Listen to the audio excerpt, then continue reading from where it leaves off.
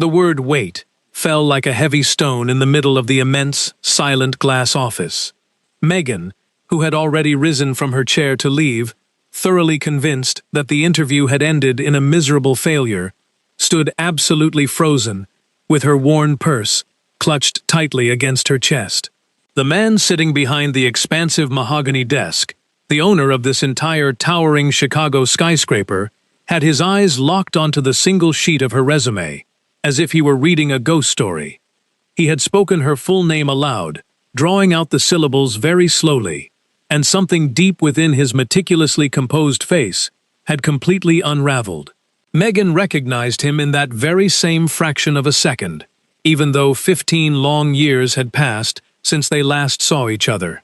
Even though the scrawny, hopeful teenager from their impoverished South Side neighborhood had somehow transformed into this imposing figure wearing an impeccable, tailor-made suit, it was undeniably Daniel.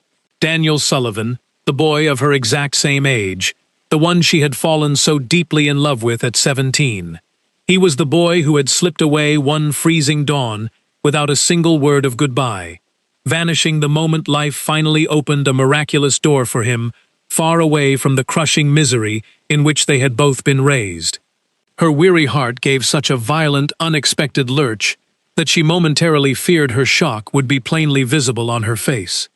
But Megan had learned, through a relentless series of hard knocks from an unforgiving world, exactly how to bury whatever she was feeling deep inside. She immediately straightened her spine, hardened her gaze into a mask of pure indifference, and decided in a split second that she was absolutely not going to give him the satisfaction of knowing she recognized him. "Excuse me," she said with a perfectly measured, polite coldness, adopting the exact tone one would use when speaking to an ordinary stranger. "Is there something else you require, Mr. Sullivan?" Daniel slowly lifted his gaze from the crumpled paper and looked her straight in the eyes, and for a fleeting moment it seemed as though he was about to say something monumental, something heavy that had been lodged in his throat for 15 years. He searched Megan's eyes with a desperate intensity, looking for any tiny spark of recognition that would confirm it was really her, his Megan, and that destiny had somehow orchestrated this impossible reunion after so much time apart. But Megan held his intense stare without blinking even once, projecting a stone-like serenity, acting as though the name he had just uttered with his very soul meant absolutely nothing to her. "Your name," he finally whispered, his voice incredibly hoarse and trembling slightly. "Where are you originally from?" Megan kept her chin high. "From many different places," she replied with a sharp, cutting edge. "A person tends to move around quite a bit when they don't have enough money to stay anywhere permanently. I came here solely for the evening cleaning position, Mr. Sullivan. If you no longer need me, I really must be going. I left my young son with a neighbor, and I simply cannot be late getting back to him." The sudden mention of a son struck Daniel like a second, brutal physical blow, causing him to part his lips slightly, though no words managed to escape him. Megan quickly capitalized on his stunned silence to gather her scattered documents from the edge of the desk, praying silently that her hands would not betray her by shaking. She was 32 years old, with a 5-year-old boy waiting for her in a cramped, drafty rented room, and exactly $80 left in her worn leather wallet. She simply could not afford the dangerous luxury of breaking down in front of this man, nor could she afford to drown in the memories of a past that had left her utterly alone. She desperately needed this job, any job at all, and she needed it with a raw urgency that left absolutely no room for her wounded pride. But precisely because she was so incredibly broken and so deeply in need, she refused with every ounce of her remaining strength to let him recognize her. If Megan had anything left to her name after life had methodically stripped away almost everything else, it was her ironclad dignity, and she would never accept charity born of pity. She would certainly never accept it from him, the very man who had abandoned her in the darkest hours of her youth. "Please, just sit down," Daniel requested. And this time it did not sound like the authoritative command of a corporate boss, but rather sounded remarkably like a desperate plea. She hesitated, every single cell in her exhausted body screaming at her to run, to escape that suffocating office before the ghosts of the past could catch up to her. Yet, the fiercely pragmatic part of her brain, the part that had learned how to survive against all odds, gently reminded her of the $80, the rent due on Friday, and the sweet, expectant face of little Isaac. She lowered herself onto the very edge of the chair, tense as a coiled wire, fully prepared to bolt at a moment's notice. "I will be completely honest with you," Daniel murmured, setting her resume back down on the desk, with a strange, delicate care, as if the paper itself might burn his fingers. "Your background is not at all what we were looking for in the maintenance department. You are vastly overqualified. You have worked as a secretary, a cashier, and you even have partial accounting studies. Why would a woman like you seek a job cleaning floors?" Megan felt as though his probing question was stripping away her armor, and she profoundly hated that he was the one asking it. She could have easily told him the bitter truth, that after the father of her child had abandoned her the moment he learned of the pregnancy, after years of chaining together precarious part-time gigs, and after a devastating streak of bad luck that had left her with absolutely nothing, the title of the job no longer mattered, only the paycheck at the end of the month. "Because I need to work, sir," she answered with a fierce dignity that left no room for pity. "There is no shame in cleaning. The only shame belongs to the person who looks down on it, not the one doing the labor. If the job is yours to give it to me, or do not. But please refrain from asking irrelevant questions." A heavy, suffocating silence stretched between them for a long time. Daniel stared at her with a complex mixture of profound astonishment and deep, unnameable sorrow, and Megan realized with absolute certainty that he had completely recognized her. He was simply waiting for her to drop her impenetrable guard, waiting for her to finally say, "Daniel, it is me," and tear down the massive brick wall separating them. But Megan firmly pressed her lips together and waited, terrified yet proud, protecting her right to stand on her own 2 feet. "The position is yours," Daniel finally said in a low, defeated voice. "You start on Monday." Megan gave a curt nod, stood up, thanked him with cold formality, and walked toward the heavy glass door, feeling the burning weight of his gaze on her back. Just before she exited, she heard his voice one last time, completely shattered. "Megan." It was not phrased as a question. It was spoken exactly the way one says the name of someone they never stopped loving. She paused for a single heartbeat, her hand gripping the cold metal handle, her heart breaking all over again into 1,000 jagged pieces. Then, without turning around, she stepped out into the hallway, leaving him to wonder if perhaps he had made a terrible mistake. Megan practically fled the towering glass building with her legs trembling uncontrollably, not allowing herself to shed a single tear until she was a full 3 blocks away, standing at a busy Chicago bus stop where she was entirely anonymous. Leaning heavily against a cold metal pole, while a sea of indifferent commuters rushed past, she finally allowed a couple of hot tears to escape before angrily wiping them away with the back of her hand.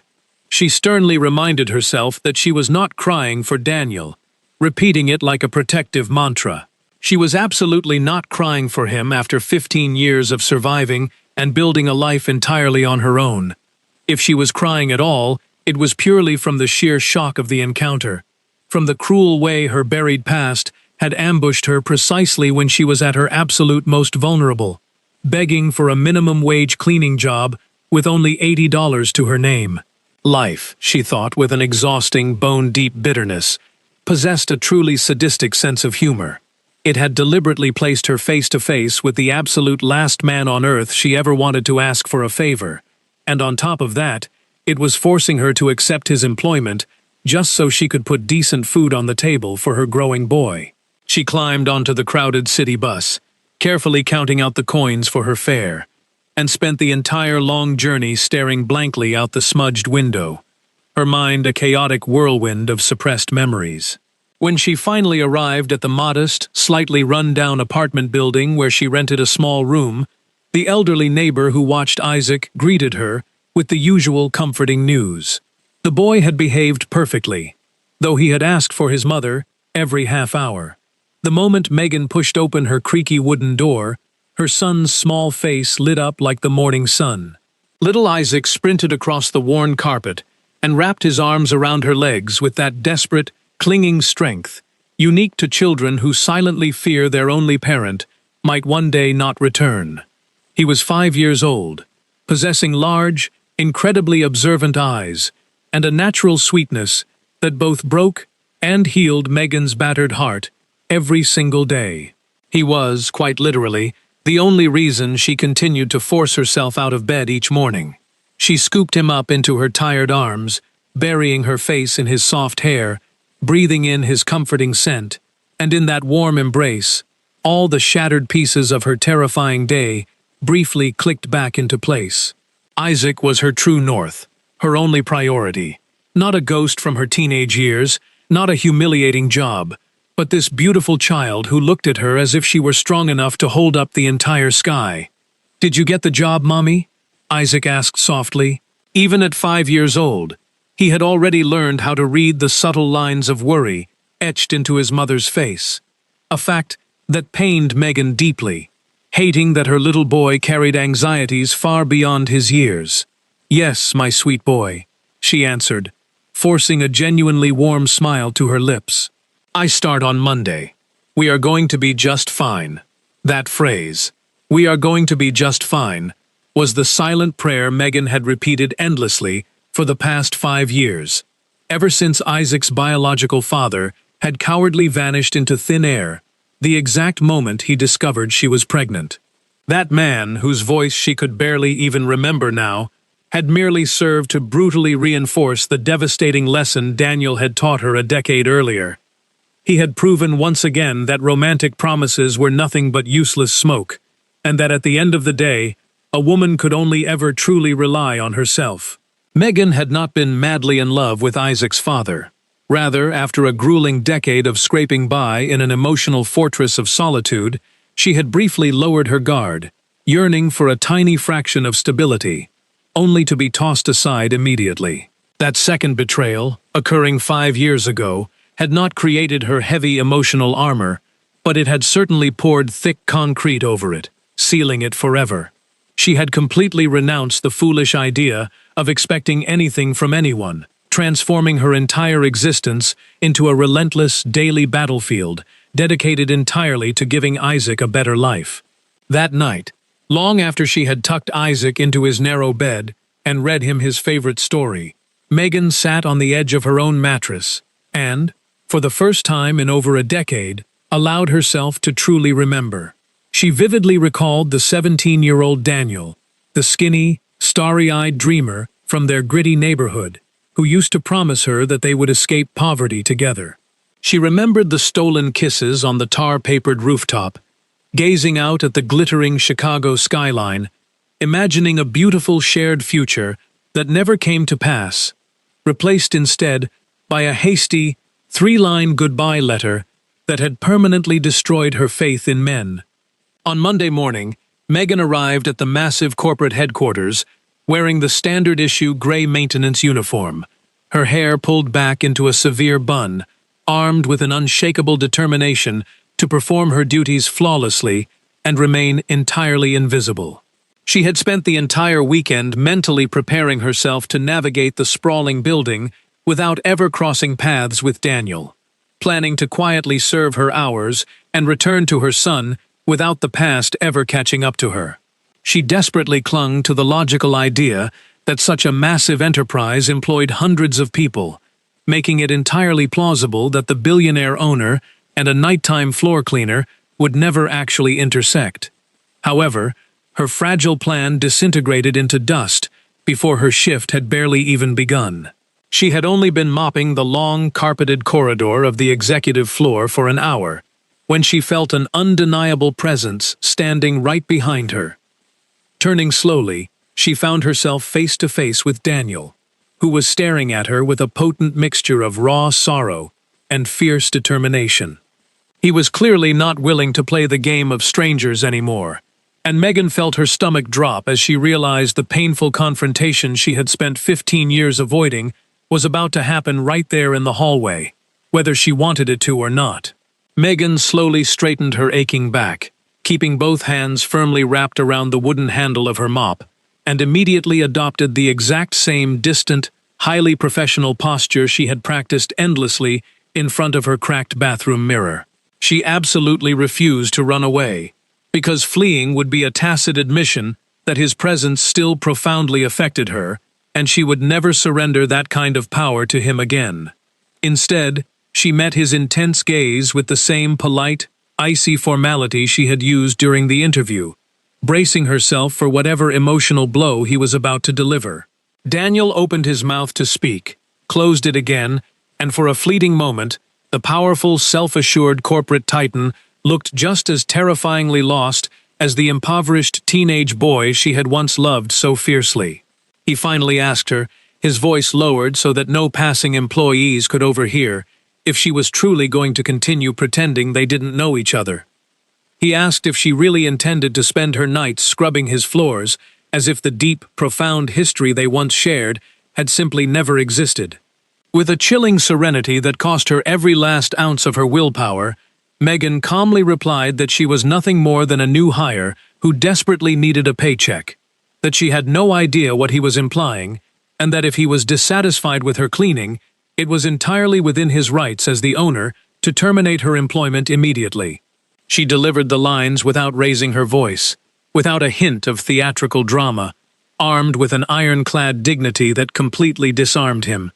Daniel instantly understood that her steadfast refusal to acknowledge him was her own silent, devastating way of showing him exactly how deeply his abandonment had destroyed her. Daniel wisely chose not to push the issue any further that morning, perhaps realizing that trying to force her to speak would only cause her to retreat further behind her impenetrable walls. But just before he turned to walk away, he murmured something so quietly that the words embedded themselves deep into Megan's mind for the rest of the day. He told her that he had searched for her for years, that he had never once stopped wondering what had become of her, and that even if she preferred to play the role of a stranger, he knew exactly who she was, and he was absolutely not going to let her slip away again. That night, lying awake in the dark confines of her rented room while listening to the soft rhythm of Isaac's breathing, Megan realized with a rising sense of pure dread that keeping her defensive walls intact was going to be exponentially more difficult than she had anticipated. The man determined to tear them down was not just some random stranger easily brushed aside. He was the very architect of those walls, the original reason she had learned to lock her heart away. The ensuing weeks rapidly devolved into a quiet, intense war of attrition, governed by unspoken rules that only the two of them understood. She would arrive punctually in her gray uniform, execute her cleaning tasks with a meticulous perfection that left absolutely no room for criticism, and move through the shadows of the building like a ghost. Daniel, conversely, managed to invent 100 different excuses to cross her path, showing up in random hallways she was dusting, or visiting the lower-level cafeteria precisely when she was wiping down the tables. He never cornered her, never caused a scene, but his constant, gentle presence was slowly driving Megan crazy, because she simply did not know how to defend herself against someone treating her with such quiet, persistent respect. Megan would have known exactly how to handle an arrogant, abusive boss, but Daniel's patient, mournful gaze completely disarmed her at every turn. Every single time he offered her a soft good evening, heavily laden with unspoken history, she would respond with a robotic, "Good evening, sir," building the wall just a little bit higher. Daniel quickly realized that he could not batter down her pride with force, so he subtly shifted his strategy, quietly ensuring her life was made easier without ever asking for credit. He discreetly manipulated the schedule so she received the shifts most convenient for a single mother, and strictly mandated that her wages be paid exactly on time, without any of the shady deductions the cleaning staff sometimes faced. Whenever he happened to catch her struggling with a heavy industrial bucket of water, he would instantly offer his assistance, as if it were the most natural thing in the corporate world.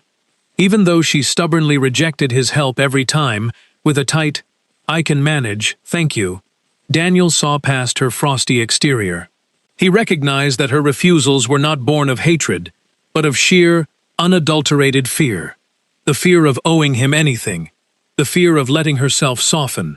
This realization, rather than frustrating him, only strengthened his resolve, confirming that the proud, fiercely independent girl he had loved was still alive inside her. Megan, however, was fighting an agonizing internal battle, because no matter how many times she fiercely reminded herself that Daniel meant nothing to her, she couldn't help but notice the quiet decency with which he operated his empire.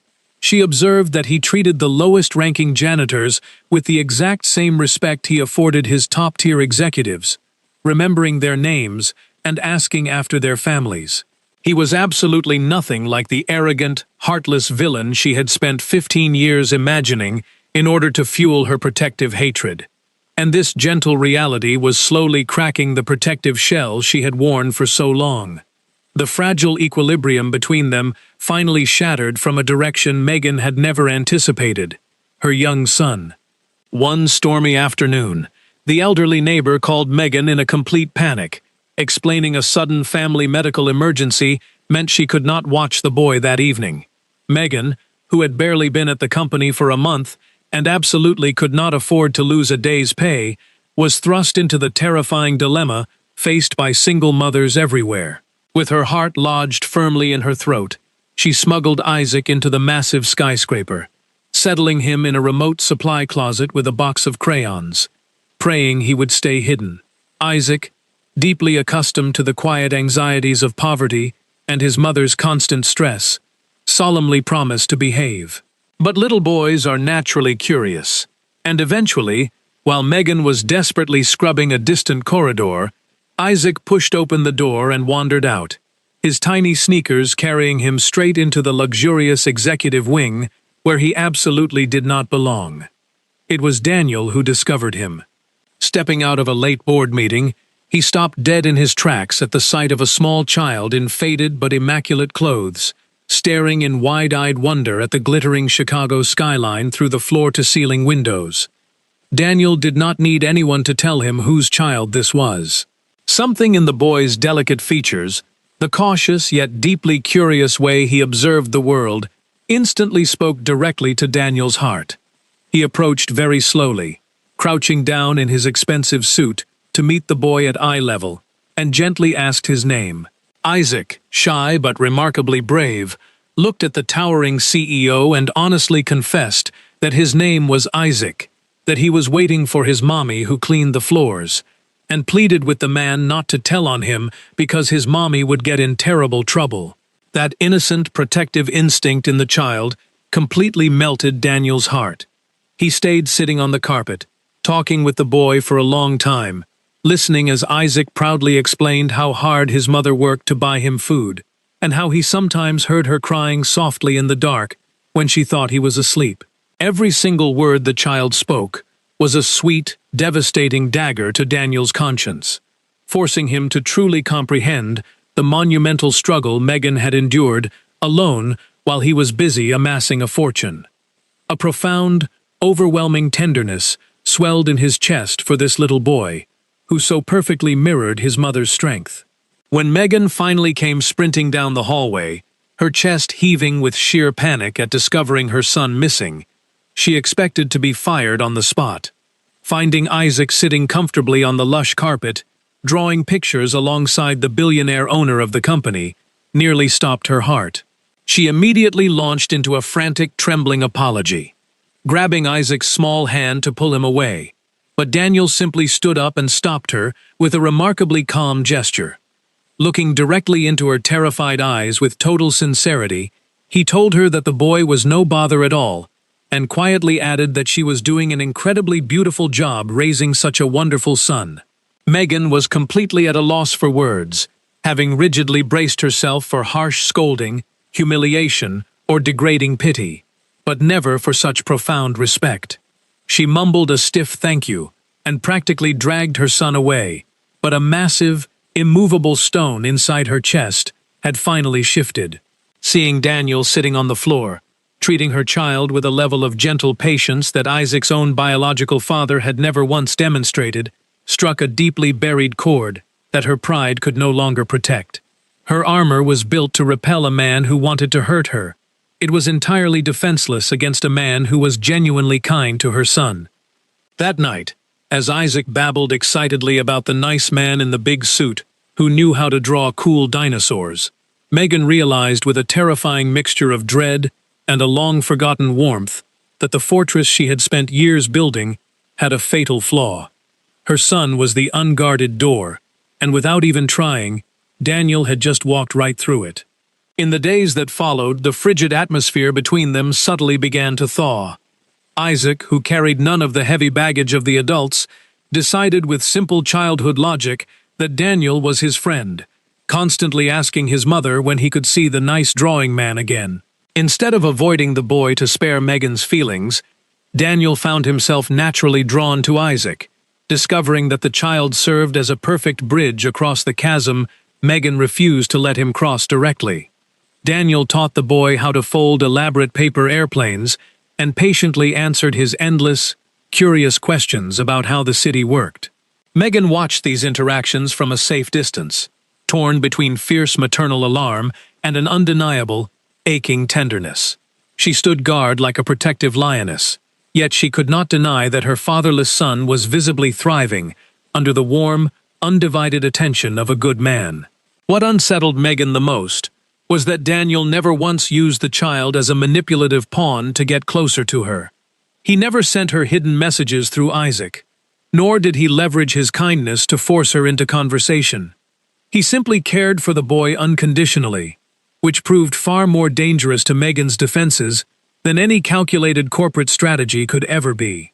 One late afternoon, while waiting for Isaac to finish a drawing in the hallway, Megan quietly watched Daniel listening to her son's rambling, nonsensical story with the utmost seriousness, treating the child's words as if they were the most important boardroom pitch in the world. In that unguarded moment, Megan suddenly saw the echo of the 17-year-old boy who used to promise her the stars, and for the very first time in 15 years, the memory was not accompanied by a wave of bitter resentment, but by a profound, agonizing nostalgia for the life they could have shared. She forced herself to look away and rebuild her mental walls, but sleep completely evaded her that night. She finally admitted to herself that the real danger was not Daniel trying to tear down her defenses, but rather the terrifying reality that the long-dead part of her own heart was secretly desperate to let him back in. It was during this fragile period that a nasty incident occurred, threatening to ruin everything. An older, deeply bitter woman on the cleaning staff, named Brenda, began spreading toxic rumors that Megan was sleeping with the wealthy boss to secure favorable treatment and easy shifts. The malicious gossip eventually reached Megan's ears, just as she was finishing a grueling shift scrubbing the executive bathrooms, striking at the absolute core of her deepest insecurities. It was exactly what she had feared most, the world believing she had sacrificed her hard-earned dignity and traded her body to a powerful man just to survive. Refusing to let the cruel woman see her break, Megan marched straight up to Brenda, looked her dead in the eye, and declared with a trembling but fierce pride that she earned every single penny by destroying her hands with bleach and hard labor, not with her body. She told the woman that only someone with a filthy mind could invent such garbage, and walked away with her head held high, even as her spirit shattered into pieces. Daniel caught wind of the toxic rumor later that same afternoon, and his immediate reaction was completely contrary to what Megan had expected. He did not seek her out to offer hollow words of comfort, instinctively knowing that would only deepen her humiliation. Instead, he discreetly summoned the entire maintenance management team and delivered a chillingly firm directive, making it abundantly clear that his company demanded absolute respect for every single employee, and that anyone caught spreading baseless, malicious gossip would face immediate termination. He protected her honor fiercely, without ever once making a public spectacle of her. When Megan learned how he had handled it, she felt a wave of profound gratitude, realizing with a flutter of panic that he truly understood the exact nature of the dignity she fought so hard to protect. The final remnants of the ice between them began to melt during a massive, unexpected storm. A torrential Chicago downpour paralyzed the city, just as Megan's shift ended, trapping her and Isaac under the building's small glass awning, shivering in the damp cold with absolutely no way to reach their distant bus stop without getting soaked to the bone. Daniel emerged from the lobby, saw the mother and child huddled together against the biting wind, and quietly insisted on driving them home in his heated car. Megan's initial instinct was to refuse out of sheer stubbornness, but a booming crack of thunder terrified Isaac, forcing her to swallow her pride for the sake of her son's health. The ride started in suffocating, tense silence, with Megan staring rigidly out the rain-streaked window, but Isaac's innocent, continuous chatter about the angry sky slowly thawed the oppressive atmosphere. When Daniel pulled up to the curb of their run-down, impoverished apartment block, he didn't cast a single judgmental glance at the decaying brickwork, nor did he offer any look of pity that would have made Megan feel small. He merely waited patiently with the headlights illuminating their path until they were safely inside the front door. That incredibly simple gesture of protective care lodged itself deeply into Megan's chest, refusing to let her sleep. The fictional villain she had spent 15 years hating would never have gone out of his way to drive a lowly janitor home in a storm. And this real, complex man was making it utterly impossible for her to hold on to her comforting resentment. In the days following the storm, the unspoken dynamic between them shifted entirely. Daniel began engaging her in brief, gentle conversations, no longer pushing for answers, but simply asking about Isaac's school projects and her daily life. Megan slowly allowed her defensive guard to drop, finding it increasingly impossible to maintain her icy facade against a man who only ever wanted to listen to her. Eventually, during a quiet moment in a deserted hallway, Daniel finally found the courage to speak the words he had been holding back for weeks. He told her, in a voice heavy with unshed tears, that he knew she had recognized him from the very first second, and that he desperately needed to apologize for the cowardly way he had vanished. Megan felt the ground completely drop out from beneath her feet. She had spent 15 years dreaming of this exact apology, and now that it was finally here, she was terrified. She almost denied it again, almost ran away, but the raw, uncalculated sincerity in his eyes rooted her to the spot.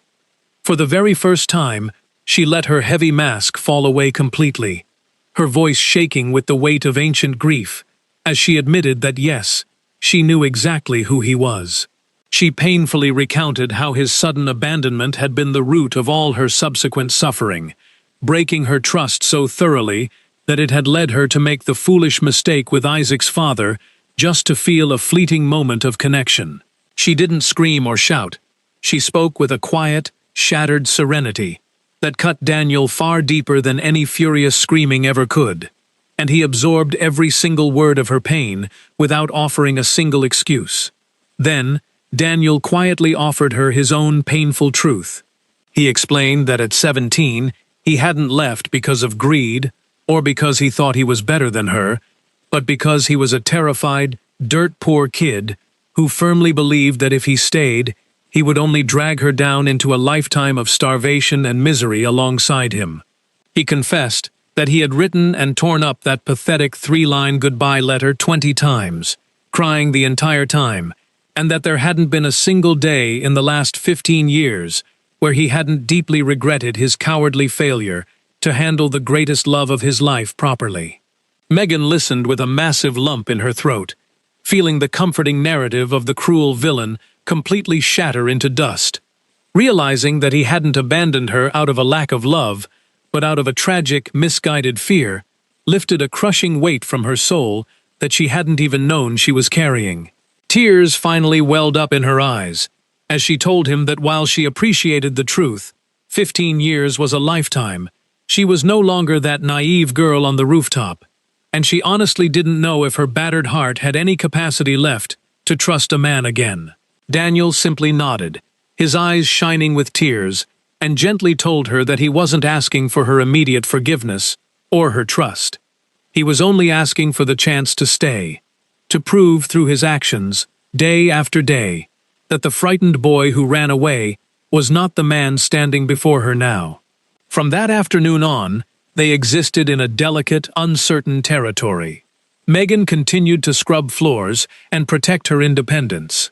But the massive, impenetrable wall around her heart had finally developed a crack, and despite all her logical fears, the warming light of a second chance was slowly beginning to filter through. The fragile peace they had slowly begun to build was abruptly threatened by a massive storm brewing in Daniel's corporate world, bearing the name of Rachel Sterling.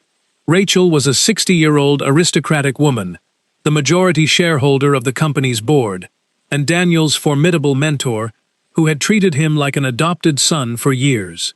She was fiercely protective of the empire they had built, and possessed a chilling, calculated ruthlessness when it came to eliminating perceived threats. When whispers reached her elegant ears that her protégé was becoming intimately involved with a poverty-stricken cleaning woman, Rachel did not throw a tantrum. She methodically prepared to cut the ridiculous romance out by the roots. Rachel summoned Megan to a lavish, secluded corner office, under the guise of an administrative review, and the moment the heavy doors clicked shut, the older woman dropped all pretense of corporate politeness. Speaking with a polished, agonizingly condescending cruelty, Rachel informed Megan that she knew exactly what kind of desperate, money-hungry game the single mother was playing. She explained, as if lecturing a slow child, that wealthy, powerful men like Daniel sometimes enjoyed slumming it with tragic figures from their past, but they inevitably grew bored and returned to their high society lives, leaving women like Megan completely devastated. Without missing a beat, Rachel produced a sleek leather checkbook and offered Megan an absolutely staggering amount of money, enough to change her and Isaac's lives forever, on the strict condition that she resign immediately, cut all ties with Daniel, and vanish from Chicago completely. Megan stood frozen, her face burning with a profound, suffocating humiliation, as Rachel's venomous words validated every single dark, terrifying insecurity that kept her awake at night. For one agonizing second, staring at a check that could guarantee her son's future, the overwhelming fear almost made her take the money and run away to protect her fragile heart from the inevitable betrayal. But then, the exact same fierce, unyielding backbone that had kept her standing through 5 grueling years of solitary motherhood snapped sharply into place. Megan looked the wealthy socialite dead in the eye, and, with a voice that trembled slightly but carried the weight of pure steel, firmly declared that she was not an object for sale. She told Rachel that she refused the money not because she didn't desperately need it, but because, if she ever chose to walk away from Daniel, it would be on her own terms. Not because an arrogant woman with a bloated bank account had tried to buy her off like a stray dog. She added one final truth that left the older woman entirely speechless. She proudly stated that she had never asked Daniel for a single dime, and that she earned her keep by scrubbing floors with her hands and her head held high. If Rachel truly believed that a person's worth was dictated solely by the size of their stock portfolio, then it was the billionaire who was truly impoverished. Megan turned on her heel and marched out of the opulent office, leaving Rachel thoroughly stunned. But internally, Megan was completely broken, because the cruel encounter had successfully resurrected every single fear she had been trying so desperately to conquer. Terrified that Rachel was right and desperate to protect Isaac from the pain of being abandoned again, Megan pushed Daniel away, hiding behind cold silence. Confused and heartbroken, Daniel had no idea Rachel had secretly humiliated and threatened her. Everything changed when Isaac sadly asked if Daniel had stopped visiting because of something he had done.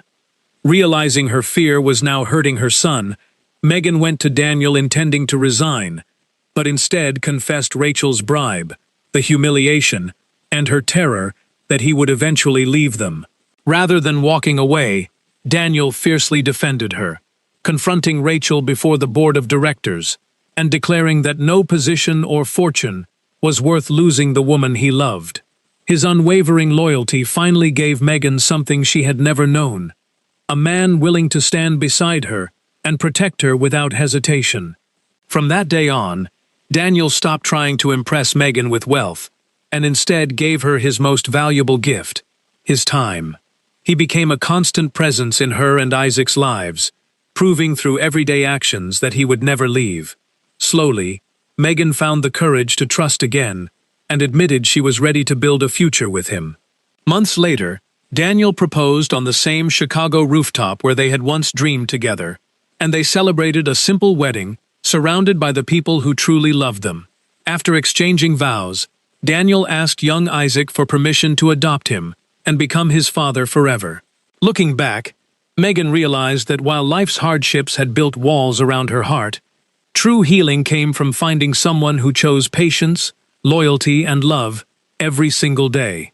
Their journey proved that past scars are not barriers to happiness, but the path leading to a lasting love built on trust, forgiveness, and unwavering commitment.